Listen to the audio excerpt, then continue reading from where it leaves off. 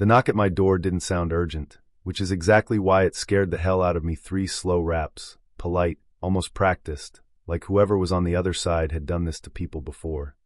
I'm sitting there with grilled chicken steaming on my plate, thinking I finally bought myself a little piece, and then I open the door to a local cop who says, real calm, "Evening. Sir, we got a report about unauthorized vehicle activity on this property."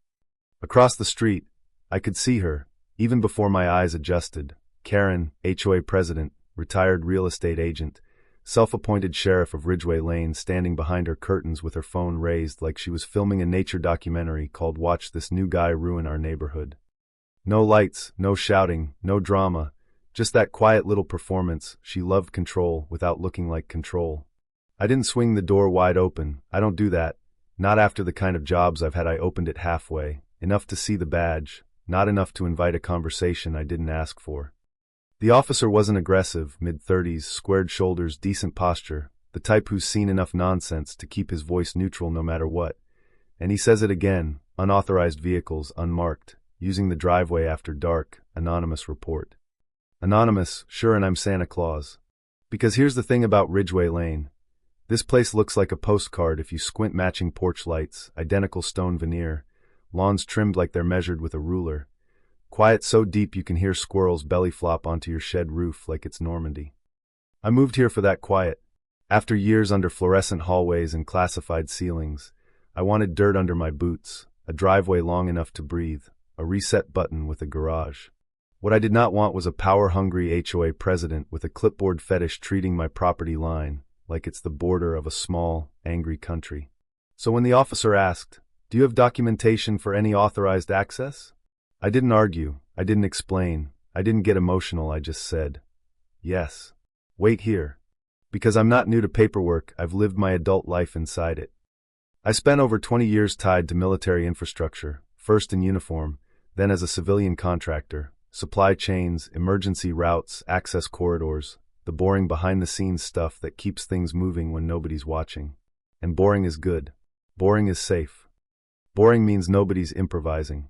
In my home office, there's a binder on the bottom shelf, property file, Ridgeway Lane, thick enough to stop a bullet if you threw it hard. Easement packet, recorded survey map, liaison letter, route overlays, signatures, stamps. Redundant, maybe, but I like redundancy the way other people like security blankets. I handed it to him and watched his eyes move the way a cop's eyes move when he's checking if you're full of it. He flipped, paused, nodded slowly. "Okay, this looks legit." Then he asked the real question, the one Karen wanted him to ask without her having to say it out loud. Has there been any change in use? Anything new the HOA might not have seen before? There was the HOA's shadow, standing in my doorway wearing a badge. I kept my voice even. The HOA has no authority over that easement. And nothing has changed except maybe the president's patience. He didn't laugh, but the corner of his mouth twitched like he wanted to. "All right, we'll log the response and mark it closed unless anything else comes up." He turned back toward his cruiser, no flashing lights, no ID checks, routine. And as I shut the door, my chicken went cold and my appetite disappeared, because I knew the truth. This wasn't a one-time thing. That knock wasn't a concern, it was a probe. 6 months earlier, when I bought this place, I thought I'd done everything right. I researched the HOA, read the bylaws, even skimmed 5 years of meeting minutes like a nerd with a mortgage, and Karen's name was everywhere. Karen this, Karen that, President Karen, announcing new rules about mulch color and hose visibility like she was drafting legislation for the United Nations. Our first real interaction was 2 weeks after I moved in. I'm pressure washing my driveway, minding my business, and she walks up with a folder and a coffee mug like she's delivering subpoenas at brunch. Tight smile that never reaches her eyes. "You must be the new owner at 212. She doesn't ask, she declares. "That's me. I'm Karen, HOA president." And she says it the way some people say doctor, like it should make you sit up straighter. Her eyes flick to my truck. "That a government vehicle?" "Contractor logistics," I tell her casual. "For the base?" she presses, and there's that little glint, like she's found a loose thread on a sweater and can't wait to pull. "Sometimes. We try to maintain a residential feel around here," she says, voice sweet like fake syrup. "Some neighbors get jumpy about official-looking things. Not a question, a warning." I stayed polite, because I didn't move here to feud. I moved here to breathe, work quietly, keep my overhead low, live somewhere nobody cared if I shaved every day. But Karen didn't care about peace. Karen cared about control. After that, the notices started: pale yellow slips tucked into my gate latch, wedged under my wiper blade, never mailed, never emailed, placed. Reminder: avoid commercial appearances. Trailers may not remain visible more than 24 hours.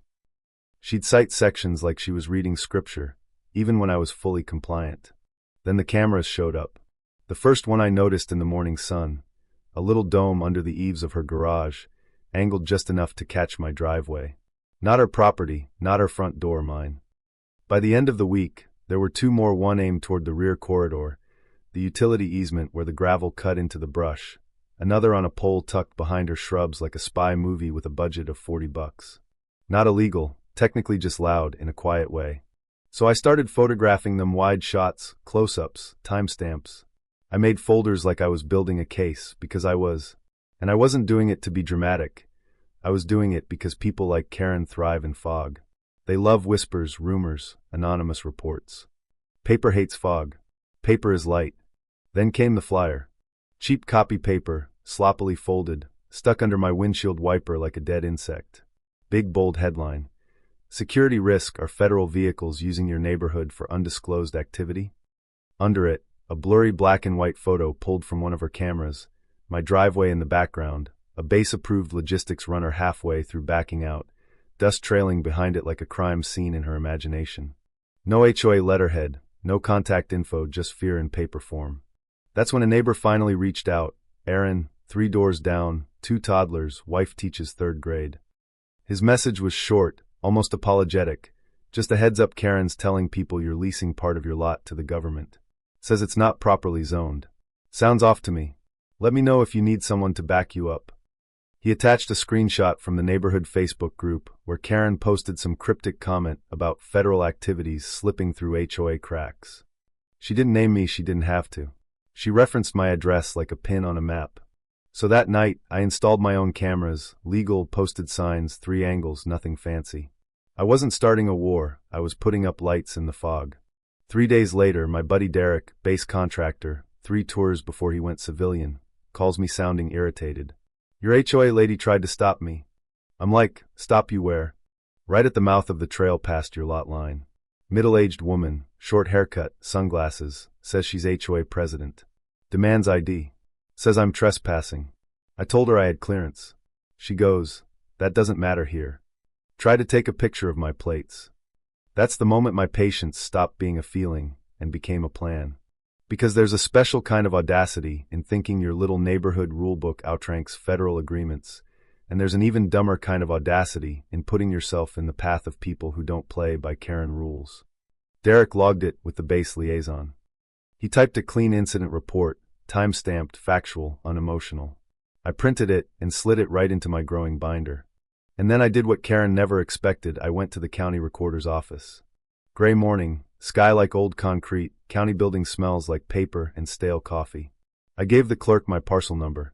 She clicks around, eyebrows lifting. Looks like you've got a dual recorded easement, she says, casual like she's telling me my registration is up to date. One tied to utilities, one military. Not common, but it's valid. Can I get certified copies? Sure, you expecting trouble? I smiled. Not expecting, confirming. Those certified documents felt heavy in my hand.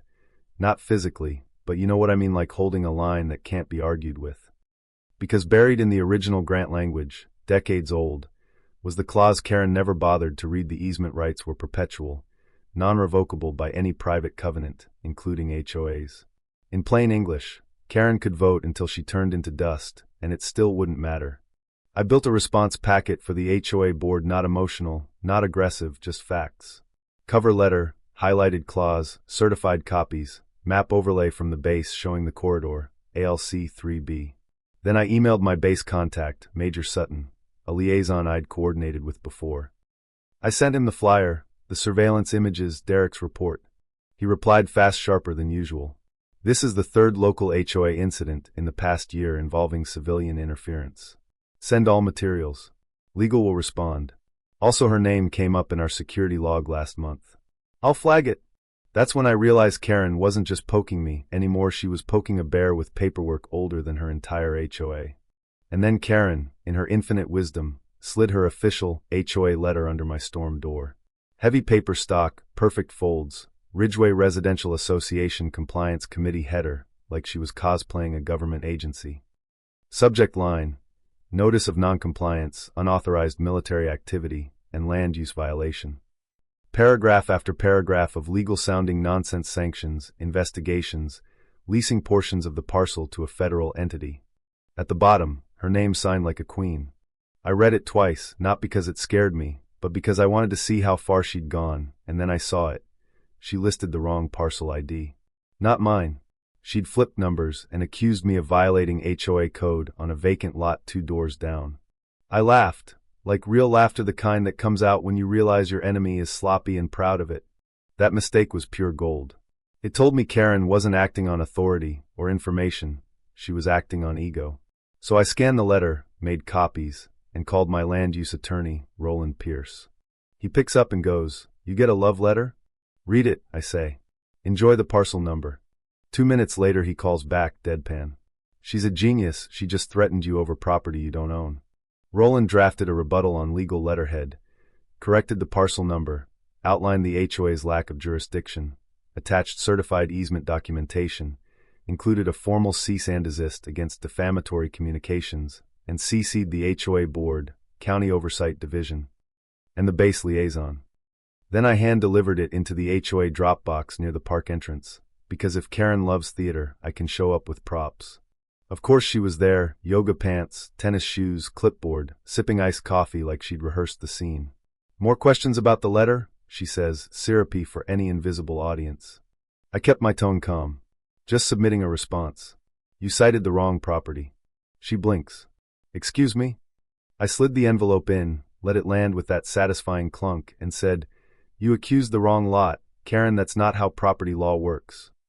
I walked away before she could rewrite reality in real time. After that, the neighborhood got weird. Conversations would stop when I arrived. Blinds closed faster.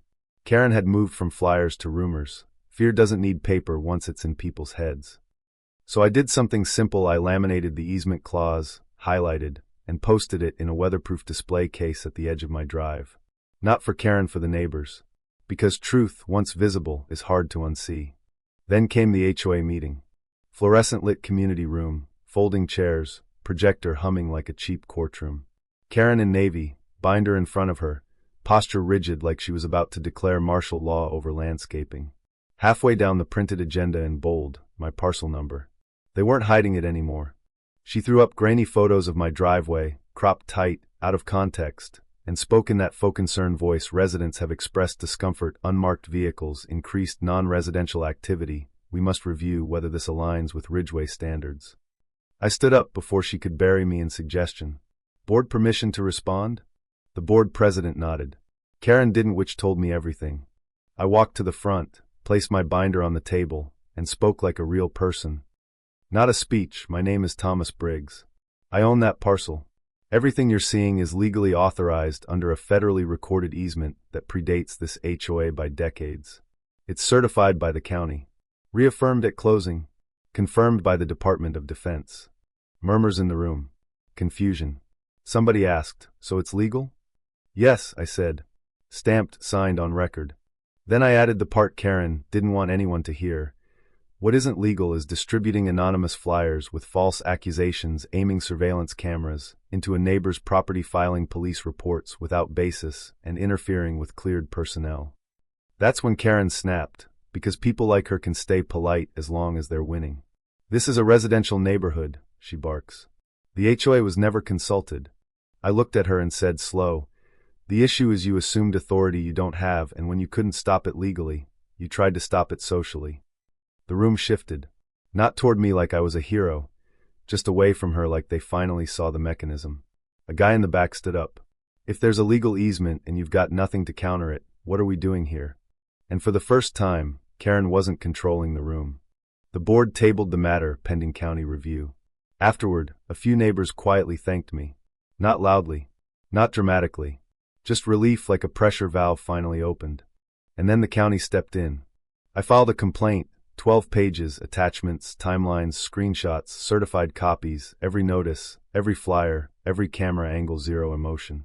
Within hours, my case was accepted and assigned to an investigator named Jerome Lin, a man with a dry voice and sharp questions. "This isn't the first Ridgeway file we've opened," he told me, "and Karen's name isn't new to us." A week later, he demanded HOA meeting minutes, correspondence, proof of the emergency vote Karen claimed she'd conducted. The HOA replied with vague excuses, misfiled documents, delays, administrative turnover translation, Karen scrambling. Then came the formal hearing. Quiet room, a hearing officer named Ms. Ree calm, no patience for speeches. Karen went first and did exactly what Karen does, talked about family values and community safety, like she was running for office photos, rumors, anonymous emails, concerns. Ms. Ree cut her off. "Concerns are not violations. Do you have proof the vehicles were unauthorized?" Karen blinked because you can't prove what was never illegal. Then Roland stood, dropped our exhibits on the table, certified easement clause, DOD usage letter, police incident logs, Derek's report, screenshots of flyers, evidence of procedural overreach, and I spoke plain and steady about what actually happened. No drama, just the truth, with timestamps. And then the twist Karen didn't see coming, because honestly I didn't either. A firm voice from the back of the room says, "Yes, ma'am." Everyone turned. Major Sutton stood up in uniform, nothing flashy, but enough to make the air tighten. He stepped forward, calm as stone. "I'm here voluntarily," he said, "and I can confirm the easement is active, authorized, and protected." Ms. Dalton approached one of my drivers and demanded identification while on Mr. Briggs's property. That is not an HOA action. That's trespassing. Karen's face went red like a stop sign.